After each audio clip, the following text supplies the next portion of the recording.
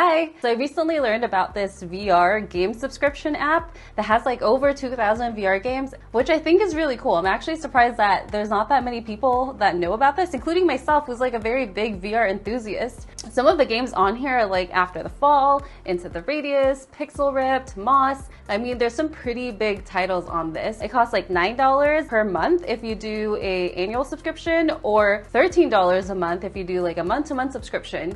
If you've ever seen any of my like live streams, you know that I personally play a different VR game every single week, and I like playing different games. I like being able to experience different things. I think it's fun, and also I have a hard time finishing games because I keep going from game to game to game, so I feel like this is a really cool hack. So the app is called Viveport Infinity, and it actually works on your PC VR, so you can use this on Quest 2, and as you know, Quest 2 has been my main headset since it came out pretty much, so about 2 years now. However, you do need a pretty good PC in order to run this on your Quest 2, so I'm going to show you how to do that. Side note, this means that no, this won't work on a MacBook, and it won't work on like a Chromebook, which I know a lot of people have, because pretty much in order to run Viveport Infinity, you need to use Steam VR. To use Steam VR with your Quest 2, you're either going to have to use your link cable, or what I use is AirLink to solid PC.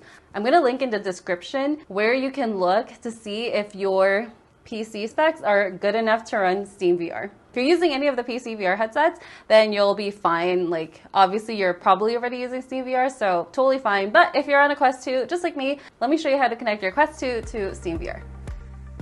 So to connect your Quest 2 to your PC, there's technically 3 options, but I'm only going to go over 2 and briefly explain the third one at the end. The first option is to use a link cable. It's basically like a cable that has a USB port on one side and a USB-C on the other. Now you're going to plug in this USB-C to the outlet on your headset. So just plug that in and then plug the other side to your computer.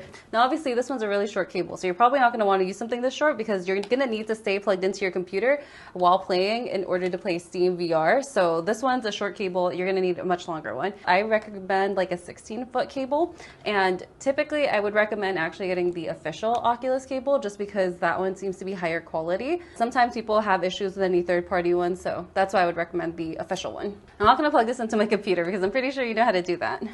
So the second option is you're literally going to put on your headset, and in your headset there's going to be an option in the settings to allow AirLink. So the first time you do that, it's going to have to pair it to your computer.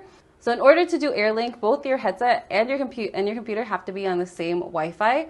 And the first time you enable AirLink on your Quest 2, it's going to ask you to pair it to your PC. And so there's just going to show a code, like while you have the Oculus app open on your computer. And then you just click accept for both of them. And then that's pretty much it. Then your headset will be connected to your PC. Yeah, so you have to have good network speeds. That way your headset and your computer can talk to each other really well. So if you don't have that, you may experience lag. So I think that's why a lot of people still use the link cable.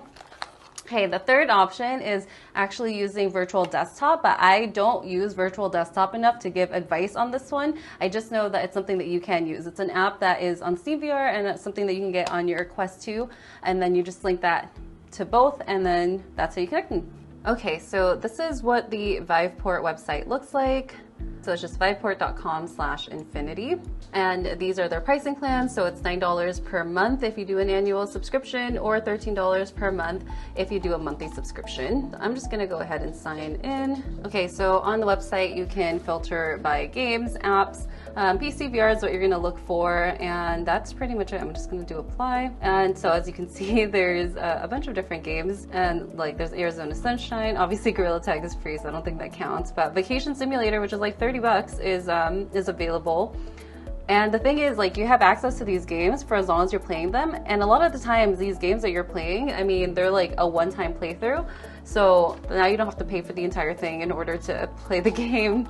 Okay, and this is what the Viveport app looks like. There's all these different types of games, so there's even Red Matter or Coffin Rot, which are some of the games I've been playing recently. Half-Life Alyx, and to play, you literally just click play, and it'll pop up into Steam VR. As long as you have your Quest 2 connected to your PC, either through AirLink or the Oculus Link cable, then you'll be able to just play any of these games through Steam VR by pressing play on these games in the library. Now that you have all these different games that's available for you to play, if you don't know what to play, I have this video right here that shows my top 10 games for new VR users.